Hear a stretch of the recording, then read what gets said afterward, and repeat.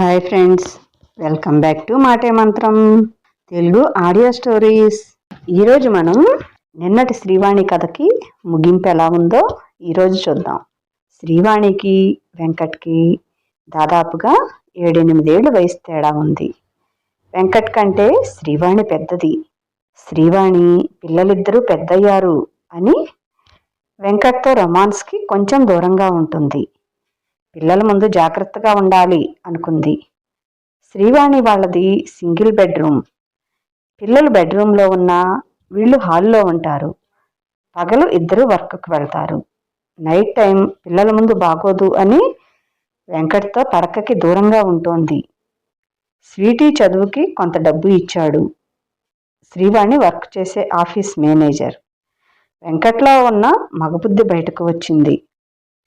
ఈ మధ్య నాతో దూరంగా ఉంటున్నావు అని అడిగాడు వెంకట్. నిజమే, వెంకట్ని దూరంగా ఎందుకు పెట్టాలి అని అతనితో శృంగారం చేస్తుంది. అలా 2-3 రోజుల పాటు వరుసగా అతన్ని సుఖపెట్టింది. ఒకరోజు రాత్రి హాల్లో ఇద్దరూ శృంగారంలో ఉండగా పెద్ద పాప స్వీటీ చూసింది.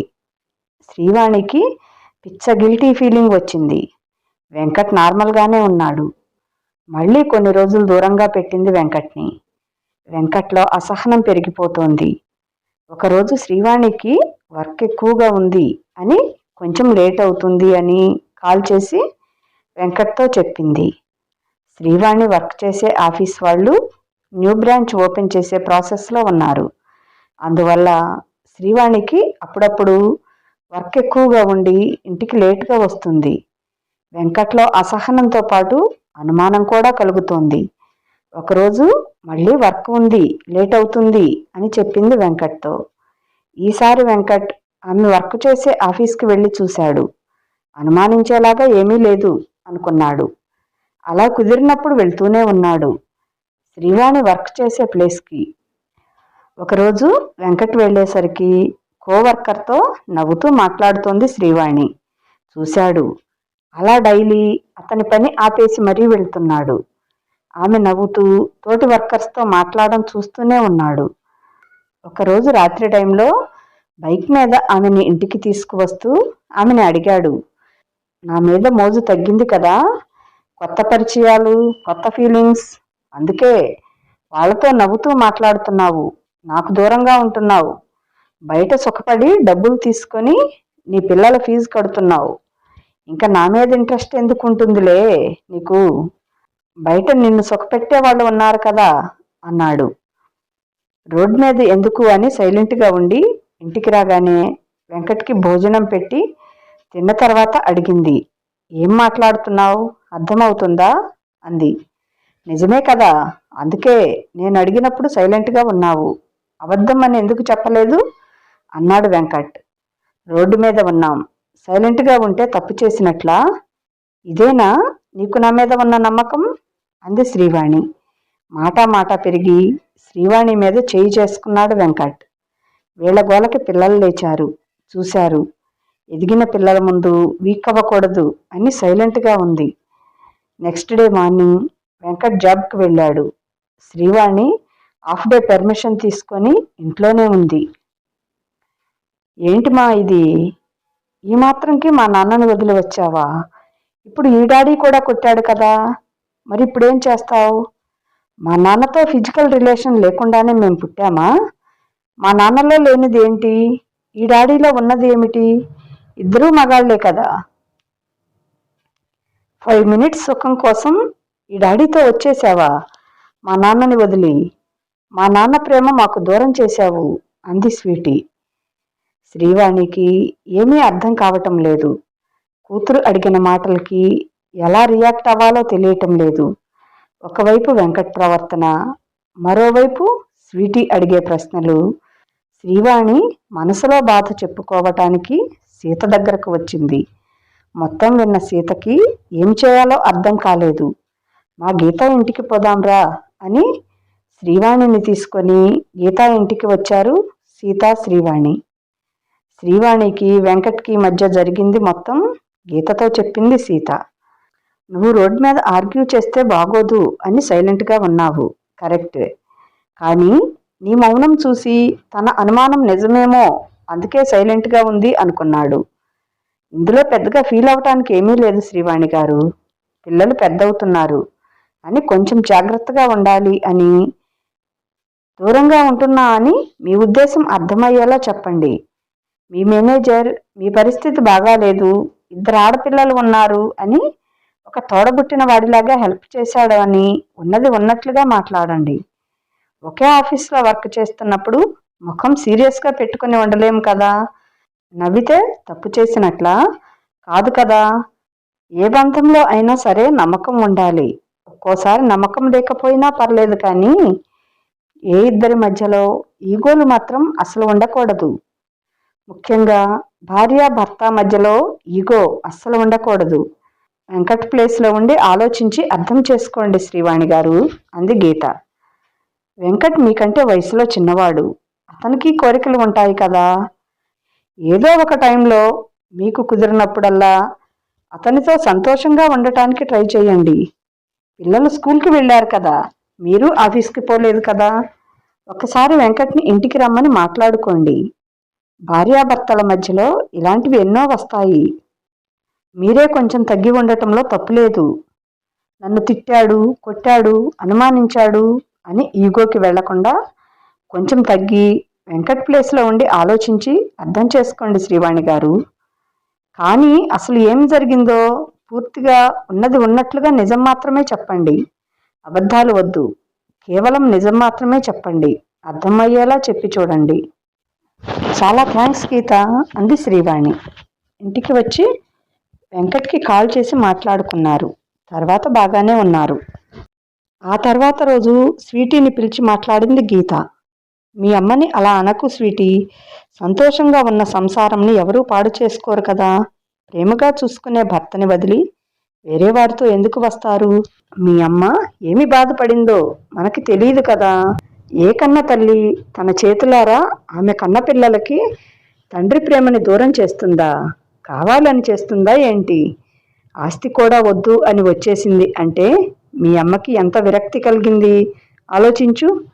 ఇంకోసారి ఇలాంటి మాటలు అడగమాకు శ్రీవాణిని. వీటి సరే ఆంటీ, మా అమ్మ బాధపడేలాగా ఏమీ అడగను అంది. చిన్న చిన్న మనస్పర్ధలతో కలిసి ఉంటున్నారు శ్రీవాణి వెంకట్. రోజులు గడుస్తూ ఉన్నాయి. శ్రీవాణి చిన్న పాప లక్కీ 10th కంప్లీట్ చేసి ఇంటర్లో జాయిన్ అయ్యింది. పెద్ద పాప ఇంటర్ సెకండ్ ఇయర్లో కాలేజ్ టాపర్గా వచ్చింది. లక్కీ కాలేజ్లో బాయ్స్కి అట్రాక్ట్ అవుతుంది అని కంప్లైంట్ వచ్చింది కాలేజీ నుండి. శ్రీవాణికి ఒక ఆలోచన వచ్చింది. చిన్న పాప లక్కీకి పెళ్లి చేస్తే సరిపోతుంది అనుకుంది. తెలిసిన వారి తాలూకా ఒక మంచి పెళ్లి సంబంధం ఉంది అని తెలిసింది. తెలిసిన వారు చెప్పారు కదా అని, పెళ్లి కొడుకు ఫ్యామిలీ బాగానే ఉంది అని చాలా దగ్గరలో పెళ్లి పెట్టుకున్నారు. కట్న కానుకలు లేవు, సింపుల్గా పెళ్లి చేయండి అన్నారు అబ్బాయి తాలూకా వాళ్ళు. శ్రీవాణి ఇంటి చుట్టుపక్కల వారిని శ్రీవాణి అమ్మగారు, శ్రీవాణి అక్క చెల్లెళ్ళని మాత్రమే పిలిచారు పెళ్లికి. వెంకట్ లక్కీ పెళ్లికి అతని తల్లిదండ్రులు అన్నదమ్ములను పిలిచాడు. వెంకట్ చీటర్, నన్ను నా పిల్లల్ని సరిగ్గా చూడడు అన్నావు కదా, మరి ఇప్పుడు చూడు పెళ్లి కూడా చేస్తున్నాడు, ఇప్పుడేమంటావు అని అడిగింది గీత శ్రీవాణిని. మంచిదే కదా, స్వీటీని కూడా బాగా చదివించి ఉద్యోగం వచ్చాక పెళ్లి చేయండి. అప్పుడు నా అభిప్రాయం రాంగ్ అని తెలుసుకొని వెంకట్కి సారీ చెబుతాను అంది గీత. నాది తప్పు ఉంది, నా అభిప్రాయం తప్పు అని తెలిస్తే నిమిషం కూడా లేట్ చేయకుండా సారీ చెబుతాను. ఏదైనా సరే మీరు హ్యాపీగా ఉంటే చాలు శ్రీవాణి అంది గీత శ్రీవాణితో. వెంకట్ తల్లిదండ్రులు, తోడబుట్టిన వాళ్ళు, శ్రీవాణి అమ్మగారు, అక్క చెల్లెలు మాత్రమే వెళ్ళారు పెళ్లికి. లక్కీ పెళ్లి బాగానే జరిగింది. వెంకట్ తండ్రి హోదాలో ఉండి శ్రీవాణితో కలిసి కన్యాదానం చేశాడు. అనుకోని సంఘటనలు జరగటమే జీవితం కదా. శ్రీవాణి వెంకట్ చేతుల మీదుగా లక్కీ పెళ్లి బాగానే జరిగింది. కొత్త అల్లుడిని ఇంటికి తీసుకొని వచ్చారు. బాగానే ఉన్నది, అంతా హ్యాపీగా సాగిపోతుంది. స్వీటీ నీట్ లాంగ్ టర్మ్లో జాయిన్ అయ్యింది. లక్కీ అత్తగారి ఇంట్లో ఉంది. శ్రీవాణి, వెంకట్ తమ జాబ్ వారు చేసుకుంటూ హ్యాపీగా ఉన్నారు. లక్కీ పెళ్లిలో కలిసిన వెంకట్ తల్లిదండ్రులు, అన్నదమ్ములు అడపాదడపా వెంకట్ ఇంటికి వస్తున్నారు. అత్తగారు కదా అని శ్రీవాణి కూడా బాగానే చూసుకుంటుంది వాళ్ళని. కానీ వాళ్ళు తిరిగి వెళ్ళిన తర్వాత వెంకట్లో చిన్న చిన్న మార్పులు వస్తున్నాయి. శ్రీవాణిని ఏదో ఒకటి అనటం, ఆఫీస్లో మీ మేనేజర్తో క్లోజ్గా ఉంటున్నావు, మీ ఇద్దరికీ ఏదో ఉంది, ఇద్దరికీ మధ్యలో మనస్పర్ధలు వచ్చాయి. ఒకరోజు వెంకట్ అమ్మగారు వాళ్ళ ఊరు వెళ్ళిపోయాక మళ్ళీ కొట్టాడు శ్రీవాణిని. కొట్టి సైలెంట్గా ఆఫీస్కి వెళ్ళాడు. రోజు మార్నింగ్ ఆఫీస్కి వెళ్తూ పలకరించే శ్రీవాణి ఈరోజు మార్నింగ్ నుండి కనిపించలేదు, ఏమైందో ఏమో అని శ్రీవాణి ఇంటికి వచ్చింది సీత. తలకి రక్తం కారుతూ బెడ్ మీద పడుకున్న శ్రీవాణిని చూసి భయపడి ఏం చేయాలో అర్థం కాక గీతాకి కాల్ చేసి ఒకసారి అర్జెంటుగా శ్రీవాణి ఇంటికి రా అని పిలిచింది. హడావుడిగా వెళ్ళిన గీత శ్రీవాణిని అలా చూసి ఫస్ట్ భయపడి టెన్షన్ పడింది. టెన్షన్ పడితే పని అవ్వదులే అనుకొని తడిగుడ్డతో బ్లడ్ క్లీన్ చేసి పసుపు పెట్టారు సీత, గీత. బ్లడ్ ఆగటం లేదు అని, సీత నువ్వు క్లాత్తో గట్టిగా నొక్కి పట్టుకో బ్లడ్ బయటికి రాకుండా, నేను వెళ్ళి దగ్గరలో ఉన్న ఆర్ఎంపీ డాక్టర్ని తీసుకొని వస్తాను అని గబగబా వెళ్ళింది. ఆర్ఎంపీ డాక్టర్ గారు వచ్చారు. కొంచెం లోతుగా కట్ అయ్యింది, అందుకే బ్లడ్ ఆగటం లేదు, స్టిచెస్ వేయాలి అన్నారు. డాక్టర్ స్టిచెస్ వేస్తే ఇంజెక్షన్ చేసి మెడిసిన్ ఇచ్చారు. గీత కొంత మనీ ఇచ్చింది డాక్టర్కి. ఎప్పటికో మెలకువ వచ్చింది శ్రీవాణికి. శ్రీవాణి లేచిన తర్వాత గీత ఏమీ అడగలేదు. ఫుడ్ పంపిస్తా, తిని మెడిసిన్ తీసుకో, స్వీటీ కాలేజ్ నుండి వచ్చేసరికి నువ్వు నార్మల్గా ఉండు శ్రీవాణి అని జాగ్రత్త చెప్పి వెళ్ళిపోయింది. సీత అక్కడే ఉంది. అలా మనస్పర్ధలు వచ్చి చిన్న చిన్న గొడవలు జరుగుతూ ఉన్నాయి వారి ఇద్దరి మధ్యలో. లక్కీ పెళ్ళి అయ్యి 10 నెలలు అయ్యింది, ఇంకా ప్రెగ్నెన్సీ రాలేదు అని అత్తగారు సొదపెడుతున్నారు. శ్రీవాణి హాస్పిటల్లో చెకప్ చేపిస్తాను అని లక్కీని ఇంటికి తెచ్చుకుంది. పీసీఓడి ప్రాబ్లంకి మెడిసిన్ ఇచ్చారు డాక్టర్స్ లక్కీకి. హాస్పిటల్లో చెకప్ చేపించి అత్తగారి ఇంట్లో వదిలి రావాలి అని శ్రీవాణి, స్వీటీ లక్కీని తీసుకుని వెళ్ళారు. ఎర్లీ మార్నింగ్ 2 AM బయలుదేరారు. కొంచెం జర్నీ తర్వాత వాళ్ళు వెళ్ళే వెహికల్కి యాక్సిడెంట్ అయ్యింది. మంచి నిద్రలో ఉన్న గీతకి ఫోన్ రింగ్కి మెలకువ వచ్చింది. సీత ఏంటి ఈ టైంలో కాల్ చేస్తుంది అనుకొని కాల్ లిఫ్ట్ చేసింది గీత. గీత, శ్రీవాణి వాళ్ళకి యాక్సిడెంట్ అయ్యిందంట, ఇప్పుడే స్వీటీ ఫోన్ చేసింది, ఈ టైంలో ఆడపిల్లలు ఒంటరిగా ఉన్నారు అని మనకి కాల్ చేసిందంట, మా ఆయన ఇప్పుడు వద్దులే తెల్లారాక వెళ్ళు అన్నాడు అంది సీత గీతతో. వెంకట్ లేడా అని అడిగింది గీత సీతాని. తెలియదు గీత అంది సీత. సరే నేను వస్తున్నా అని సీత ఇంటికి వెళ్ళింది గీత. సీత భర్తతో చెప్పింది, ఈ టైంలో 2 ఆడపిల్లలు ఎలా ఉన్నారో ఏమో తెలియదు కదా, హాస్పిటల్కి వెళ్ళారో లేదో, వెంకట్కి తెలుసో లేదో తెలియదు, ఈ టైంలో మనకి చెప్పారంటే అక్కడ మన అవసరం ఉంది అని అర్థం. చేతిలో డబ్బు లేదు అన్నాడు సీత భర్త. అన్ని వేళలా డబ్బు, హోదా పనికిరాదు. ఈ టైంలో వాళ్ళకి కావాల్సింది మన అనుకునేవాళ్ళు, మేము ఉన్నాం అని ధైర్యం చెప్పి భరోసా ఇచ్చేవాళ్ళు ఉండాలి. డబ్బులు లేకపోతే గవర్నమెంట్ హాస్పిటల్కి తీసుకెళ్దాం, కానీ మనం ఈ టైంలో అక్కడ ఉండి వాళ్ళకి ధైర్యం చెప్పాలి. అందరూ ఆడవాళ్లే ఉన్నారు కదా, మీరిప్పుడు వెళ్ళండి, నేను సీత మార్నింగ్ పిల్లలు స్కూల్కి వెళ్ళిన తర్వాత వెళ్ళి ఈవినింగ్ వరకు ఉంటాం అని చెప్పింది గీత సీత భర్తకి. అన్నయ్య అని రాఖీ పౌర్ణమికి రాఖీ కడుతుంది, మీరు కూడా చెల్లి అనుకొని కొత్త చీర కొనుక్కో అని డబ్బులు కూడా ఇస్తారు. మరి ఈ టైంలో అలా వదిలేస్తే ఎలా? ఒక్కసారి వెళ్ళి వాళ్ళకి ఏమి జరిగింది, అసలు ఏమి అవసరం ఉందో అడిగి ఒక భరోసాగా ఉండండి అంది. గీత మాట విని హాస్పిటల్కి వెళ్ళాడు సీత భర్త. ఉదయం పిల్లల్ని స్కూల్కి పంపించి హాస్పిటల్లో ఉన్న వాళ్ళు తినటానికి భోజనము తీసుకుని వెళ్ళారు సీత గీత. శ్రీవాణికి ఎడమకాలు విరిగింది, లక్కీకి రైట్ హ్యాండ్ విరిగింది. సీత గీత కొంత డబ్బు ఇచ్చారు హాస్పిటల్ ఖర్చులకి. శ్రీవాణికి లక్కీకి ఆపరేషన్ చేసి రాడ్ వేశారు. కంప్లీట్ బెడ్ రెస్ట్ ఇద్దరు. స్వీటీని అడిగింది, వెంకటేరి, నువ్వు ఇద్దరిని చూసుకోగలవా? లక్కీ అత్తగారింటి వారు రాలేదా అని అడిగింది గీతా స్వీటీని. హాస్పిటల్ నుండి ఇంటికి డిశ్చార్జ్ అయ్యాక మొత్తం వివరంగా చెబుతానా ఆంటీ అంది స్వీటీ గీతతో. మొత్తానికి 20 రోజుల తర్వాత ఇంటికి వచ్చారు శ్రీవాణి వాళ్ళు. వెంకట్ లేడు. లక్కీ భర్త కూడా ఇంతవరకు చూడటానికి రాలేదు. శ్రీవాణికి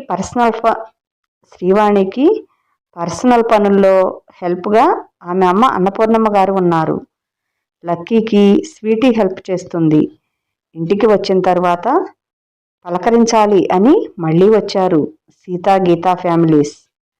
అందరూ వెళ్ళిపోయాక సీతా గీత మాత్రమే ఉన్నారు శ్రీవాణి ఇంట్లో. ఏమైంది? వెంకట్ ఎందుకు లేడు? ఫోన్ ఎందుకు స్విచ్ ఆఫ్లో ఉంది? లక్కీ అత్త ఇంట్లో వాళ్ళు ఎందుకు రాలేదు? కనీసం భర్త అయినా రావాలి కదా. ఏమైంది అని అడిగింది గీత శ్రీవాణిని. లక్కీ పెళ్లిలో కలిశారు కదా వెంకట్ అమ్మా నాన్నలు. అప్పటి నుండి కొంచెం తేడాగా ఉంటున్నాడు. మా యాక్సిడెంట్కి ముందు నుండే ఒక్కొక్క రోజు ఇంటికి రావటం లేదు. ఎక్కడ ఉన్నారు అని అడిగితే మా అమ్మ వాళ్ళ ఇంటికి వచ్చాను అని చెప్పేవాడు. అడపాదడపా అలాగే చేస్తున్నాడు. నేను కూడా సర్లే కన్నవాళ్ళు కదా, ఏదైనా కలిసి ఉంటే బాగుంటుంది అనుకున్నా. లక్కీని ఇంటికి తీసుకొని వచ్చాక అసలు ఇంటికి రాలేదు. లక్కీని అత్తగారింట్లో వదిలిపెట్టి పక్కనే ఉన్న వెంకట్ వాళ్ళ అమ్మ ఊరికి వెళ్ళి ఏమైందో తెలుసుకోవాలి అనుకుని అందరం కలిసి వెళ్ళాము. ఈలోగా మాకు ఇలా జరిగింది. మేము ఫోన్ చేస్తే లిఫ్ట్ చేయటం లేదు వెంకట్. అందుకే హాస్పిటల్లో వేరే వారితో కాల్ చేపించాం. అప్పుడు లిఫ్ట్ చేస్తే మాకు ఇలా జరిగింది అని చెప్పాము. మా అందరి ఫోన్ నెంబర్స్ తెలుసు కదా అని బయట వారి ఫోన్లో నుండి చేస్తే అప్పుడు మాట్లాడాడు. హాస్పిటల్కి వచ్చి కొంత డబ్బు ఇచ్చి వెళ్ళాడు. ఇంకా రాడు, మాతో కలిసి ఉండడంట అంది శ్రీవాణి ఏడుస్తూ. నీకంటే పెద్దది వయసులో, 2 ఆడపిల్లల తల్లి. ఎవరినో పెళ్లి చేసుకొని పిల్లలు కని ఆ పిల్లలకి నువ్వు తండ్రి అవటం ఏమి కర్మ పట్టిందిరా నీకు? తీసుకొని వచ్చినందుకు ఇన్ని రోజులు బాగా చూసుకున్నావు. నీ పిల్లలు కాకపోయినా చదివించి పెద్ద చేసి పెళ్లి కూడా చేశావు. రేపు నువ్వు ముసలాడివి అయితే వాళ్ళు నిన్నెందుకు చూస్తారు? నీ కన్నపిల్లలైతే నిన్ను ప్రేమగా చూస్తారు. అయినా ముసల్దాంతో నీకెందుకురా? ఒక కన్నెపిల్లని చూసి పెళ్లి చేస్తాము. నీ పిల్లలకి నువ్వు తండ్రి అవుతావు. మన ఇల్లు వాకిలి పొలాలు వదిలేసి ఊరు కాని ఊర్లో చుట్టాలు పక్కాలు తెలిసిన వారు ఎవరూ లేకుండా ఎందుకురా నీకు ఈ కర్మ పట్టింది? లంకంత ఇల్లు వదిలి చిన్న అద్దె ఇంట్లో ఇరుకు గదుల్లో సర్దుకొని ఉండాల్సిన అవసరం ఏముందిరా? నీ ఇల్లు, నీ ఆస్తి, నిన్ను పెళ్లి చేసుకోవటానికి ఒక కన్నెపిల్ల, నీకంటూ సొంత పిల్లలు, నీ పిల్లలు, నీ రక్తం పంచుకొని పుట్టిన నీ పిల్లలు, నీ వారసులు కావాలి. కానీ ఊర్లో వాడి పిల్లలకి నువ్వు తండ్రివి ఏమిట్రా? వాళ్ళు నన్ను నాన్నమ్మ అని పిలుస్తుంటే ఒళ్ళంతా తేళ్లు జర్లు పాగుతున్నట్టుగా ఉంటుంది. ఏమి కర్మ పట్టిందిరా మనకి? ఎవరినో పెళ్లి చేసుకొని సంసారం చేసిన దానికి నువ్వు మొగుడివి అవటం, దాని పిల్లలకి తండ్రివి కూడా అయ్యావు. వాళ్ళ కోసం ఇన్ని సంవత్సరాలు గొడ్డులాగా కష్టపడ్డావు. ఏమి దరిద్రం పట్టిందిరా నీకు? వదిలేసి వచ్చేయి. ఇప్పటి వరకు చేసింది చాలు, ఇంకా ఏమీ అక్కర్లేదు. ఒకదాన్ని బాగా చదివించావు, ఇంకోదానికి పెళ్లి చేశావు. ఇంకా చాలే కానీ మన ఇంటికి పోదాం రా బాబు అని బ్రెయిన్ వాష్ చేశారు. వెంకట్కి తన అమ్మా నాన్న తోడపుట్టిన వాళ్ళు. నార్మల్గా వెళ్ళిపోయినా బాధపడేదాన్ని కాదు. ఇందుకే నిన్ను నీ మొగుడు కొట్టింది.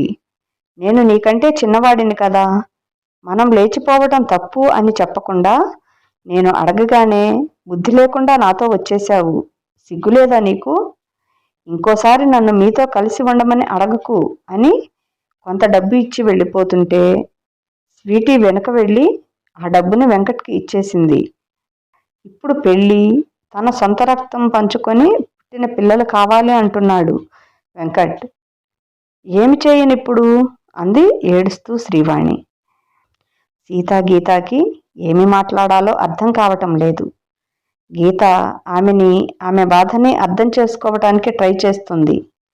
ఇప్పటికే బాధలో ఉన్న ఆమెని ఏదో ఒక బాధపడే మాట అనటం కరెక్ట్ కాదు అని సైలెంట్గా ఉండిపోయారు గీత. ఏంటి గీత, ఏదో ఒకటి అంటారు కదా, మరి ఇప్పుడు ఎందుకు మాట్లాడటం లేదు? మొగుడును వదిలి వచ్చినందుకు దీనికి బాగా అయ్యింది అనుకుంటున్నావు కదూ అంది శ్రీవాణి గీతతో. లేదు శ్రీవాణి, ఇన్ని సంవత్సరాలు దాటిన తర్వాత ఇప్పుడు బాధపడితే ఏం ప్రయోజనం కలుగుతుంది? నీ మనసుకు అనిపించింది కదా, తిట్టినా కొట్టినా భర్తే అని. అతని విలువ తెలిసింది కదా. నీ తప్పు నువ్వు తెలుసుకునేసరికి అంతా అయిపోయింది. వెళ్ళిపోయే వారిని మనం ఆపలేము.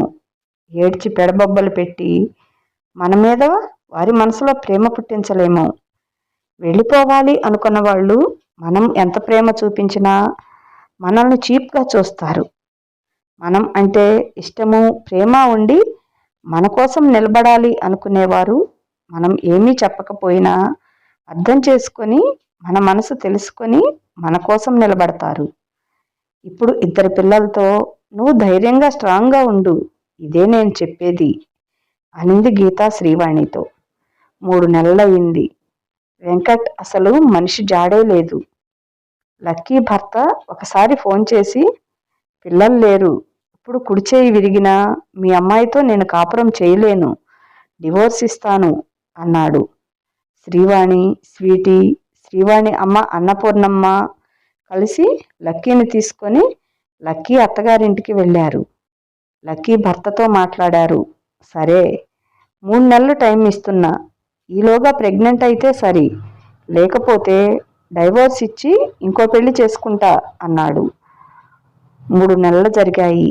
లక్కీకి ప్రెగ్నెన్సీ రాలేదు.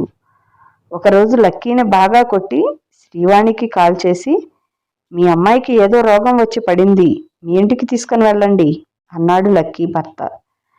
శ్రీవాణి వెళ్ళి అడిగింది, నీ చిన్న కూతురికి పిల్లలు లేరు, పైగా చెయ్యి కూడా విరిగింది కదా, నీ చిన్న కూతురుతో కాపురం చేయాలి అంటే నీ పెద్ద కూతుర్నిచ్చి నాకు మళ్ళీ పెళ్లి చెయ్యి అన్నాడు. శ్రీవాణి కోపంగా అరిచేసరికి, ఏ ఆడదానివి, నీకైతే 2-3 మొగుళ్ళు కావాలి, ఏ ఆడదానివి నీకైతే 2-3 మొగుళ్ళు కావాలి, మగాణ్ణి నేను చేసుకుంటే తప్పేంటి? రెండో పెళ్లి బయట అమ్మాయిని చేసుకుంటే నీ కూతురు కాపురం సంకనాకిపోతుంది. అదే నీ పెద్ద కూతురు అయితే 2 కలిసే ఉంటారు, సవతల పోరు ఉండదు, మీ అందరికీ జాయింట్ మొగుణ్ణి అవుతా అన్నాడు లక్కీ భర్త. శ్రీవాణికి ఏం చేయాలో అర్థం కావటం లేదు. పోలీస్ కంప్లైంట్ ఇవ్వటానికి కూడా వేరే ఊరు, ఏమీ తెలియక లక్కీని తీసుకొని ఇంటికి వచ్చేశారు. అన్నపూర్ణమ్మ గారు శ్రీవాణిని, వెంకట్ని, లక్కీ అత్త ఇంట్లో వాళ్ళని తిడుతూనే ఉన్నారు. స్వీటీ లక్కీని తీసుకొని గీతా ఇంటికి వచ్చింది. ఏం చేద్దామాంటీ అని గీతా భర్తకి తెలిసిన వారిని అడిగాడు. లక్కీ వాళ్ళ ఊర్లోనే పోలీస్ కంప్లైంట్ ఇవ్వాలి, ఇక్కడ కుదరదు అన్నారు. ఎందుకు శ్రీవాణి, చిన్నపిల్లకి పెళ్లి చేశావు, చదువు బుర్రకి ఎక్కకపోతే ఏదో ఒకటి నేర్పించి ఇంట్లో ఉంచితే సరిపోతుంది కదా. నేను అప్పుడే పెళ్లి వద్దు అని చెప్పాలి అనుకున్నా, కానీ నువ్వు వెడ్డింగ్ ఇన్విటేషన్ చేతిలో పెట్టి పెళ్లికి రమ్మని చెప్పావు. శుభలేఖ వరకు వచ్చిన పెళ్లి వెనక్కి తగ్గితే బాగోదు అనుకున్నా. అయినా వేరే వాళ్ళు మంచోళ్ళు అని చెబితే మీరు ఏమీ ఎంక్వైరీ చేయకుండా, ఊరు వెళ్ళి ఇల్లు వాకిలి చూడకుండా, ఏమీ తెలుసుకోకుండా అలా ఎలా పెళ్లి చేస్తారు అంది గీత బాధగా. నేను చెప్పాను ఆంటీ, వద్దు మా దానికి అప్పుడే పెళ్ళి వద్దని చెప్తే ఎవరూ వినలేదాంటీ అంది స్వీటీ గీతతో. నా గురించి తెలిసి నా పిల్లల్ని ఎవరూ పెళ్లి చేసుకోరు అని భయంతో వెనక ముందు ఆలోచించకుండా పెళ్లి చేశాను అంది శ్రీవాణి. బాగా చదివించి మంచి జాబ్స్ ఉంటే ఎవరో ఒకరు పెళ్లి చేసుకోవటానికి ముందుకు వస్తారు కదా. అన్నిటికీ మీరు చేసిన పని లింకు పెట్టుకొని ఉంటే ఎలా? అది ఎప్పుడో జరిగిపోయింది కదా. పదే పదే ఎందుకు అన్నింటికీ లింకు చేసి మధ్యలోకి తెస్తారు? మీ పిల్లలకి కూడా మా అమ్మ చేసిన తప్పు వల్ల మా జీవితాలు ఇలా ఉన్నాయి అని అభిప్రాయం కలిగింది. ఏదో జరిగిపోయింది.